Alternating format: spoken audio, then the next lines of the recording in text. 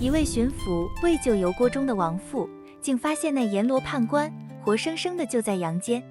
700冤魂齐聚后院，看他魏京泉如何开膛神鬼，了结700条人命的因果。大家好，欢迎来听小萌讲故事。阴阳判官这事儿啊，得从那明朝那会儿说起。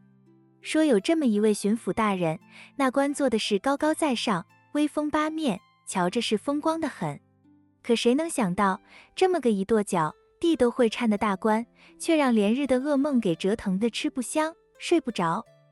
这噩梦的根儿不是旁人，竟是他那位去世了足足3年的老父亲。说这是个月黑风高的夜里，巡抚大人在书房里批着那公文，忙活到了3更半夜，实在是扛不住了。他连衣裳都没脱，就那么合衣在榻上躺下了，想眯瞪一会儿。可他这眼皮子刚合上，那周围的气就唰的一下，冷得跟那冰窖似的。眼前是雾气腾腾，模模糊糊的，瞧见一座阴森森的大殿，殿前头挂着森罗殿3个大字，那殿下头摆着可不是好东西，刀山火海，还有那滚着油的油锅。巡抚大人内心里头咯噔一下，正想凑近了瞧个仔细，就听见一声惨无人道的叫唤。那声音凄厉的跟那鬼哭似的，听着就让人的魂儿都得给撕碎了。巡抚大人赶紧循着声音瞧过去，只见那油锅边上跪着这么一个人，浑身上下都是伤，那脸色是憔悴的没个人样儿。这人可不就是他那去世了3年的老父亲。老父亲费劲地抬起头，瞧见了自个儿的儿子，那眼睛里头闪过一丝心酸。孩子，爹，您怎么会在这儿受罪？巡抚大人想上前去，可那双脚就跟给钉了钉子似的，挪不动哦。我在挨刑。父亲那声音虚弱的跟蚊子哼哼似的。想当年我当那总督的时候，办了件糊涂事，错掉了一支军队，那队人马本来是不该动的，可我一时脑子进水，下了这么个错命令。后来呢？后来他们在路上中了强盗的伏击，全军覆没，足足700多条人命啊！父亲那嗓子眼里带着颤儿。现在那些冤魂一个个都来告我，说是我害了他们。阎罗王已经判了我下油锅，500年都甭想再转世了。怎么会闹出这么大的乱子？巡抚大人那心里头难受的跟刀绞似的。他知道老父亲是当过那南方总督，可这么件人命关天的大事儿，他是一点都不知道。孩子还有个活命的机会。老父亲挣扎着想往儿子这儿凑一凑，可一下子就被那鬼差给拽住了。什么活命的机会？爹您快说有这么个人能救我？父亲那嗓子眼里声音弱的都快听不见了。谁？到底是谁能救您？我立马去给您找他。我也不晓得他是谁。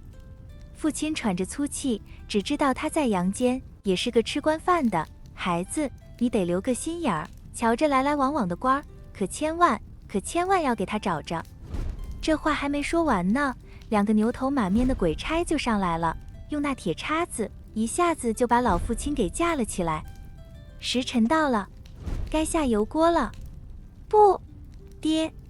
巡抚大人想往前冲过去，可一下子就被一股看不见的劲儿给推开了。他只能眼睁睁地瞧着老父亲被扔进那滚烫的油锅里头，那惨叫声撕心裂肺。巡抚大人猛地一激灵，一下子就醒了过来，那浑身上下跟那水洗了似的，全是冷汗。他大口大口地喘着粗气，瞧瞧四周，还是自个儿的书房。窗户外头天都还没亮呢，不过是个梦罢了。只是个梦，对，只是个吓人的梦。巡抚大人一个劲儿地这么安慰自个儿。老父亲走了3年，连个影都没拖过，怎么会突然冒出来，还说这些没头没脑的话？准是自个儿最近太操心了，日有所思，夜有所梦，这么个理儿。他摇了摇头，硬是想把这事当成一场噩梦给忘了。可这第2天夜里，那要命的梦又来了。这回那场景是清楚的跟那眼前似的。巡抚大人又到了那森罗殿前头，瞧见老父亲跪在地上，那身上的伤口啊，比昨儿个瞧着是又多又深。孩子，父亲那嗓子眼里声音虚弱的，就跟那烟似的，快要散了。时日不多了，可千万要给他找着那个吃官饭的，很快就要。老父亲这话还没说完，那鬼差又把老父亲往刑台那儿拖。等等，爹您再给说个明白，那人叫什么名字？长得是个什么样？父亲回过头，那双眼里头尽是绝望。我不晓得，我真不晓得。孩子，快！那声音一下子就断了。巡抚大人又惊醒了，这回他可没敢再躺下，就那么直挺挺地坐在床边，脑子里头一个劲儿地琢磨。一回是梦，两回了，难不成这事还真是个真事？可他那脑袋瓜子里的理智又告诉他，这不过是噩梦老来缠着他罢了。人死了，去了哪儿，谁能说得清？冥府、阎罗、下油锅，这些都是老百姓编的段子，怎么能信以为真？可这心里头又犯嘀咕，为什么这梦瞧着就跟真的一样？老父亲的脸色，那说话的声儿，就连那油锅里冒出来的热乎气儿，一样一样的，都清清楚楚地摆在眼前。巡抚大人摇了摇头，硬是逼着自个儿别再往那邪门的地界儿想了。到了第3天夜里，那梦境啊，没错儿，他又来了。这回巡抚大人就跟真站在那冥府里头似的，他能闻着那油锅里头散出来的焦糊味儿，能听见四周冤魂哭天喊地的哀嚎声，那股子刺骨的寒气直往骨头缝里钻。老父亲被绑在了刑台上，那浑身上下血迹斑斑，四周站着密密麻麻的鬼魂，有的没了脑袋，有的胳膊肘儿折了，有的瞧着血肉模糊，他们齐声嚷嚷：还我命来，还我命来！坐在高台上的阎罗王，那脸冷得跟冰块似的。曹总督办了件大错事，调动军队，害得全军覆没，这罪证是铁打的，判你上刀山下油锅，500年都甭想再出来。不！巡抚大人想上前去拦着，可自个儿就跟被一道看不见的墙给挡住了似的，只能在那儿干瞪眼。就在那鬼差要动手的一刹那，老父亲忽然把脑袋一转，直勾勾地瞧向了巡抚大人。他那嘴皮子动了动，没发出声，可巡抚大人瞧得明白。快，那人快到了，就这几天，孩子，救我！紧接着，老父亲就给扔进了那滚烫的油锅。那撕心裂肺的惨叫，那呛人的焦糊味儿，那无助的挣扎，巡抚大人一下子就醒了。这回啊，他是真真切切的害怕了。